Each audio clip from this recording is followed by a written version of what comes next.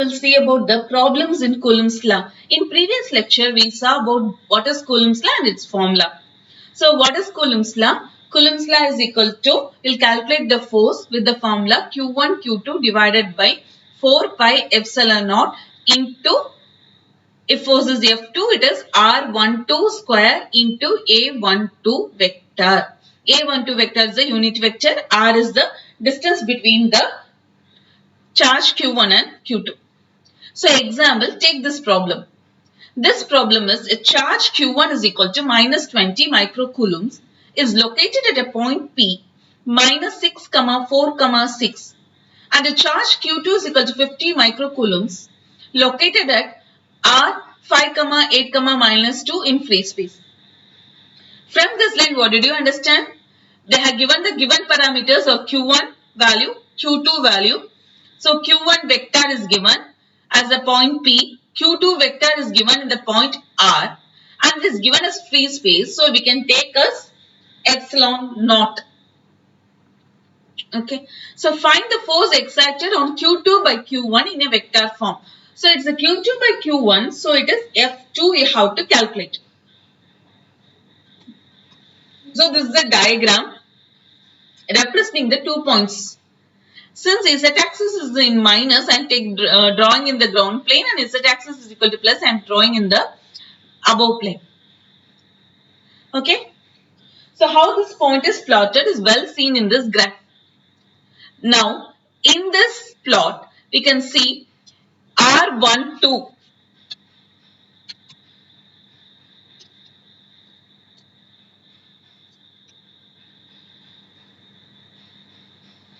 You can see R12. R12 is the, what is this? It is the distance between P and Q. Why we have taken 1, 2? We are calculating the force F2. So F2 is with respect to the charge 2. So here, when I calculate F2, R is equal to 1, 2. Okay. Next, we have to find AR2 vector and substitute in the formula. So when point is given, you can write the vector. So P is given as minus 6, 4, 6 means minus 6 ax vector plus 4 ay vector plus 6 az vector. Similarly, point R is given as 5, 8 and minus 2. So we can write R vector is equal to 5 ax vector plus 8 ay vector minus 2 az vector. Okay. Now we can go to find the distance. So to find the distance, R12 will be equal to RPR. Why? Where 2 is the R. Okay, 2 is R. So 2 minus 1. So you have to write R minus 1. So this is your R vector minus P vector. So R vector, you know, substitute minus P vector. So how will you do vector subtraction? Ax vector coefficients will do separately, ay coefficients will do separately, az coefficients will do separately. Okay. And you will get you are getting the answer 11ax plus 4ay minus 8z. To find the unit vector, it is R12 divided by magnitude of R12. So to find the magnitude, you have to square all the coefficient and sum it up. So root of 11 square plus 4 square plus minus 8 square. So that you are coming as 14. So unit vector formula is R12 divided by modulus of R12 divided. You will get the answer of unit vector. So now you got in the formula of force A12 value, A R12 value, Q1 and Q2 already given in the question. So you can directly go for substitution. Q1 is minus 20 microcoulombs. Micro means 10 power minus 6. Q2 is 50 microcoulombs. So 50 into 10 power minus 6. 1 by 4 pi epsilon naught value is 1 by 4 pi 8.854. Else you can substitute this instead of this. You can substitute 9 into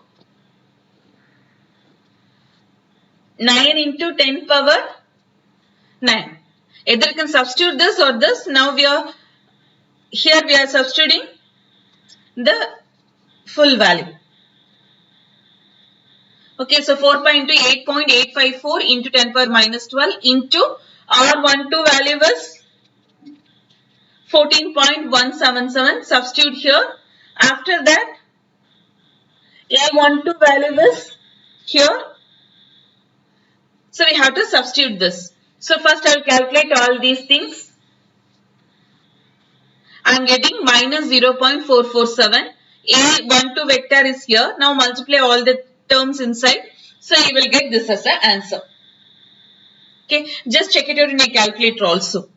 Normally, if you want to find the magnitude, you can find and write. This is the vector form and this is the magnitude form. Okay, this is a very simple problem of using Coulomb's law. So, what are the steps followed here?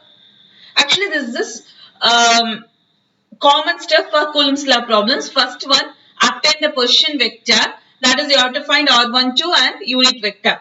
Your R12 vector. Second step is to find the unit vector. After that, use the Coulomb's law and find the value of force in vector form. So these three steps we had done now. In case instead of one charge, 2 or 3 more charges are given, then you have to do it same 3 steps for all the charges. Okay, you will get F1, F2, F3, F4. Next, find the total charge F is equal to F1 plus F2 plus F3 plus F4 by the principle of superposition. So we will do in the next video another problem with respect to principles of superposition. Meet you in the next video. Thank you for solving.